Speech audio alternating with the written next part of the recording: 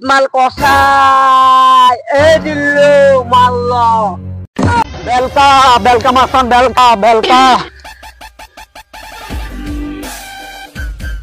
কিসে রে বেলকা মাস্তান তুই এভাবে ডাকতেছস কেলা বেলকা মাস্তান তোর বেলকিরে তো ইসমাইল কসাই তুলি লই গেছে গা কি বেলকা মাস্তানের